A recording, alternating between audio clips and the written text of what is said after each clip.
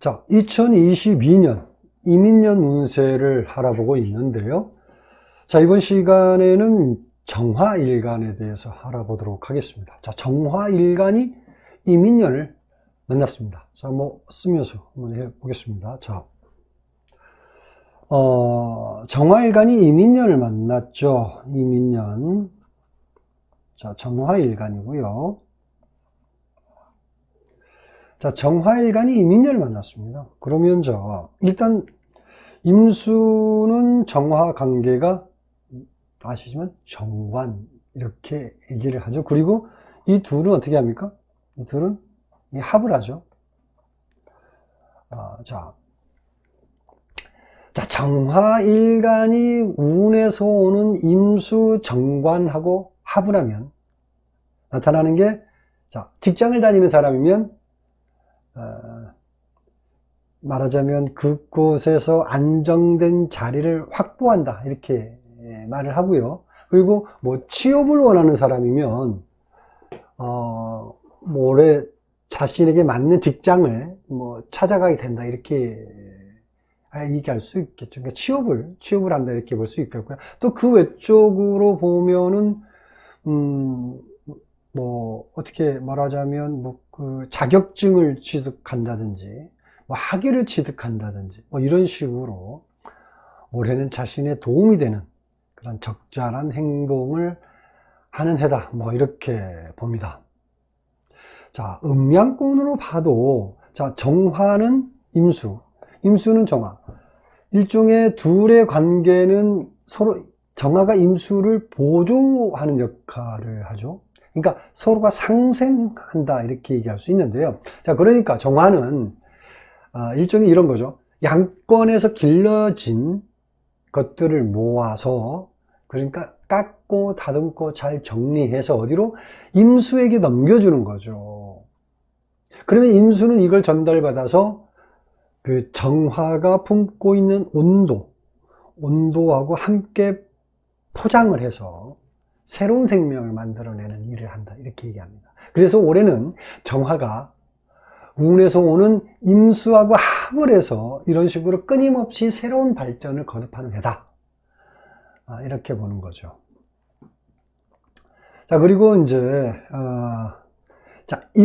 운에서 임수가 오면서 팔자 운에 있든 없든 병화를 극하죠. 병화를. 사주에 있든지 없든지 일단 극을 한다고 보는 겁니다. 자, 그러면 병화 역할이 통제를 받는 거죠. 그러니까 통제를 받으면 당연히 병화가 약해지겠죠. 자, 정화일간 입장에서 병화는 뭡니까? 겁재죠, 겁재. 자, 병화가 겁재니까 정화일간에는 일단 좋은 거죠. 임수가 겁재를 제압해주고 있는 거니까. 근데 이제 이렇게 단순하게 그냥 좋다. 겁재를 통제하니까 좋다. 이렇게 넘어가면 너무 싱겁죠. 그래서, 자, 을목이 간목을 봐도 겁재고, 그죠? 을목이 간목을 봐도 겁재고, 경금이 신금을 봐도 겁재죠. 근데, 자, 정화가 병화를 보는 겁재하고 다 똑같이 통변한다. 뭔가 좀 이상하죠. 다 똑같은 겁재인데 그냥 겁재라는 말로 뭉퉁거려서 한마디로 겁재는 나쁘다 이렇게 돈을 겁탈당한다 이런 식으로 통변한다는 건 참 어찌 보면 좀 너무 단순하죠. 이렇게 각자가 갖고 있는 겁재지만 전혀 다르다. 일어나는 일들이 전혀 다릅니다. 안 맞습니다. 단순하게 돈을 겁탈당한다라는 쪽으로 얘기하는 자체가 안 맞다라고 얘기하는 거예요. 자, 그러니까 병화는 양권에서 주도권을 쥐고 지속적으로 성장을 돕는 기운이죠. 근데 반대로 정화는 성장을 멈추게 하고 그것을 포장하고 저장하는 기운인데, 여기서 임수가 끼어들어서 병화를 통제하고 방해해 버리니까 일단 정화에게는 더할 나위 없이 좋은 환경을 만난 거다라고 얘기할 수 있겠죠. 그래서 그야말로 그러니까 정화일간 입장에서는 임수라는 귀인을 만난 것과 같다, 이렇게 얘기할 수 있습니다. 그래서 정화일간은 올해 안 될 것만 같았던 취업이 이루어지고요. 또 직장인 같은 경우는 승진을 한다라고 볼 수 있고, 그래서 더욱 안정된 자리를 확보해 나가는 해다라고 보는 겁니다. 자, 그리고 뭐 일종의 올해 2022년에 주택을 구하는 사람이라면, 청약을 해서 무슨 경쟁을 하는 거라면 일단 경쟁을 통해서 어떻게 해요? 자신이 원하는 집을 갖게 되고요. 그리고 뭐 연인 같은 경우에는 자신에게 맞는 배우자를 만나서 결혼을 또 하는 해가 되기도 합니다. 올해는 그래서 주로 안 될 것 같았던 일들이 성취하는 해다. 그래서 정화일간 올해는 더욱 기운이 좋은 해, 이렇게 보는 거죠. 정화가 임수를 만나는 건 큰 행운의 개념이다라고 생각하셔도 될 것 같습니다. 자, 다음에 일단 지지를 보면요, 지지는 어떻게 구성되어 있죠? 지지는 정화일간 입장에서 인목을 보면, 인목을 보면 어떻게 됩니까? 사지죠. 사지가 되는데, 일단 운을 보는 묘미는 단순하게 정화일간 하나 가지고 그냥 사지라는 자체로서 통변을 하는 그런 게 아니라, 일단 12운성은 다양한 방법이 있습니다. 자, 그러면 그 중에서 비식재관인 이 십성을로 나누어서 12운성 활용을 통해서 한번 얘기를 좀 더 구체적으로 얘기를 해 보도록 하겠습니다. 좀 다른 일간도 다 이런 식으로 했고요. 자, 일단 정화일간, 일단 십성의 관점에서 12운성과 대입하는 부분을 가지고 얘기를 해 보도록 하겠습니다. 자, 먼저 정화일간이 이민년이죠. 보면 비견이 있고요, 겁재가 있고요, 그 다음에 식신, 상관, 그 다음에 정재, 편재, 그 다음에 정관, 편관, 정인, 편인. 자, 이렇게 봅니다. 자, 이렇게 십성이 10개가 있는데, 정화일간 입장에서 비견은 정화죠. 그죠? 정화가 인연을 만나면 사지가 되고요. 겁재는 병화죠. 병화는 생지가 되죠. 그 다음에 식신은 기토가 되는데, 기토도 사지가 되고요. 상관, 무토도 생지가 되고요. 그 다음에 정제가 경금이죠. 경금은 인의 절이 되죠, 절. 그 다음에 편재 신금은 태지가 되고요. 그 다음에 정관 임수는 병지가 되고요. 편관 계수는 욕지가 됩니다. 그 다음에 정인 간목은 록이 되고요. 편인 을목은 왕지가 되죠. 자, 이렇게 쭉 적어 봤는데요. 자, 일단 요걸 가지고 뭐 전부 다 하나씩 섬세하게 통해서 통계를 하면 좀 복잡해지니까 간략하게 단순하게 정리하게, 일단 활동력이 왕성한 기운과 활동력이 저조한 기운 두 가지로 나눠서 얘기를 해보겠습니다. 일단 활동력이 왕성한 걸 먼저 체크인을 해보면, 자, 겁재가 왕성하죠. 그 다음에 상관도 왕성하고요. 그 다음에 편관, 계수가 왕성하고 정인, 편인이 왕성합니다.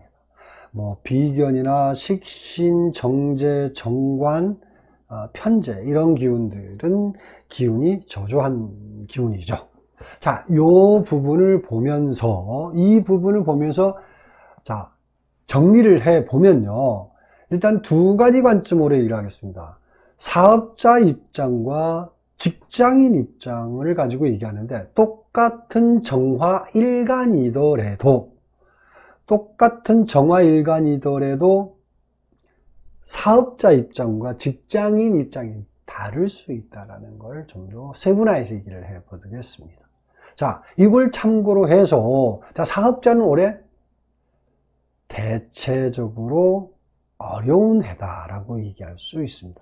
자, 일단 겁재가 왕성하죠. 또 하나는 뭡니까? 재성이 뭡니까? 아주 약하죠. 자, 겁재가 왕성하면 경쟁이나 뭐 관제구설 이런 일들이 나오죠. 게다가 재성이 약해지면 뭡니까? 시장 장악력이 떨어진다라고 얘기를 하죠. 그러면 당연히 매출이 떨어지고 수익에 문제가 생기는 것이고, 그래서 사업자는 올해 좀 어려운 해가 된다. 정화일간. 자, 다음에 직장인을 보면요. 자, 직장인을 보면은 어떻습니까?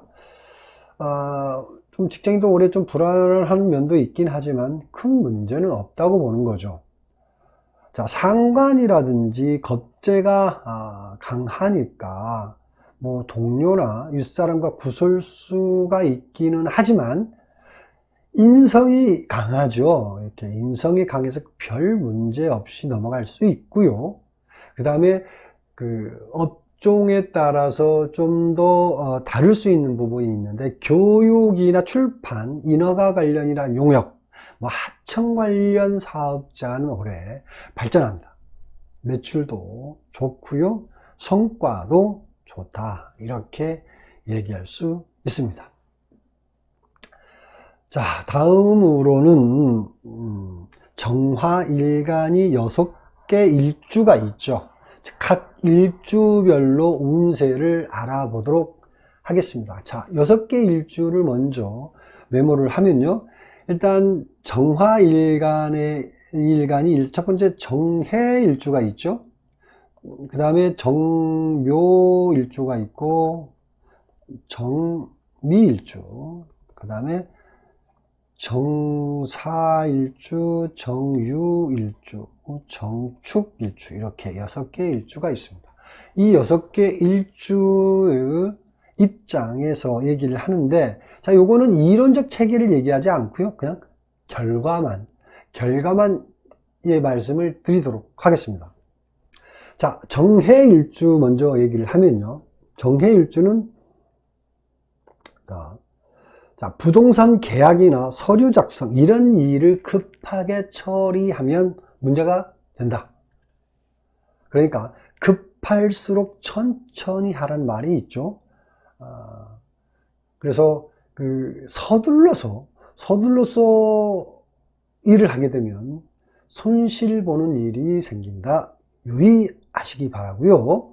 그 다음에 재물로는 금융권에 기댈 일이 생기거나 아니면 가족이나 가까운 사람에게 금전적으로 기댈 일이 생긴다. 그 다음에 올해는 투자운은 안 좋다라고 보시고요.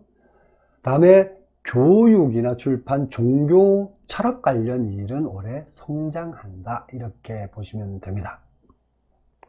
자, 다음에 두 번째로는 정묘일주를 보면, 자, 정묘일주는 올해 직장인은 하는 일에 인정은 받는데 실속은 약하다.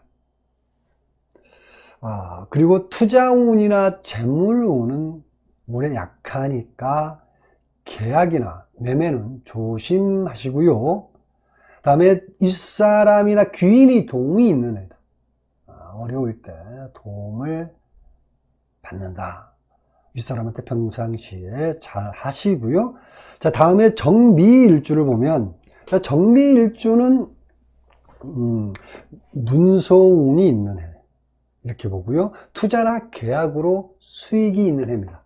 자, 단기적으로 투자 수익은 좋은데 6개월 이상의 투자는 변화가 많아서 위험하다라고 보시고요. 자, 직장인은 동료나 윗사람에게 도움을 받는 해입니다. 대인관계가 원만하고요. 그 다음에 연인은 양력 11월 이후에 결혼을 결정하거나 아니면 이 시기에 오히려 이별운도 있다. 좋다. 이렇게 보시고요. 자, 다음에 이제 정사일주를 보겠습니다. 정사일주는 기다려왔던 일을 벌리는 해. 이렇게 얘기하고요. 그래서 인정받고 성과도 좋은 해다. 이렇게 봅니다. 그러니까 문화 예술 관련이나 인테리어 관련, 아니면 미용이라든지 기능 기술 관련 이런 일을 하는 직장인이나 사업자는 발전하는 해다라고 보시고요. 정사일주입니다. 그 다음에 남녀 모두 올해 양력 3월이나 4월경에 애정운이 발동한다. 시간을 갖고 만나는 게 좋습니다. 급하면 바로 이별운이 따른다라고 보시고요. 그 다음에 투자운도 좋습니다. 그래서 당연히 수익도 있는 해다. 이렇게 보시고요. 다음에 정유일주를 얘기를 하면, 자, 정유일주는, 자, 직장인은 승진을 하거나 자신이 원하는 업무를 하는 해입니다. 자, 아랫사람과 잘 협조하면 더욱 큰 성과가 있는 해고요. 그리고 올해 정유일주 재물운도 좋은 해입니다. 자, 투자운도 좋은데 단기적인 수익이 유리하다라고 보시고요. 그 다음에 남녀 모두 애정운이 자주 일어나지만 길게 가지 못한다. 길게 가지 못한다. 유의하시고요. 그 다음에 마지막으로 정축일주를 하면, 자, 정축일주는, 자, 어려울 때 올해 귀인의 도움이 있는 해다. 귀인의 도움이 있는 해다. 자, 직장인은 갑작스럽게 직장 변동이 생기거나 아니면 업무적인 변동일도 생긴다라고 보시고요. 아니면 뭐 이런 거죠. 이사나 이동, 뭐 이런 일도 있고요. 자, 이런 일이 생기거든 받아들여라. 변동에 대해서 받아들이고 가는 게 좋다. 거부하지 마라. 거부하면 더 큰 일이 생기거나 더 안 좋은 일이 생길 수 있다고 생각하시면 되고요. 그 다음에 건강 관련은 음주로 인해서 발생하는 문제가 생깁니다. 금전적인 손실이 있으니까 올해 이민년에 음주 때문에 생기는 문제를 예방하시기 바랍니다. 그 다음에 급하게 돈 들어갈 일이 생기면 일단 서두르지 마라. 돈을 메꾸려 하지 마라. 시간을 끌면서 지켜보는 게 좋다. 한마디로 시간은 약입니다. 시간이 돈입니다. 정축일주 유의하시고요. 자, 정축일주로 해서 2022년 정화일간 이민년 운세를 알아봤습니다. 자, 여기까지 하겠습니다.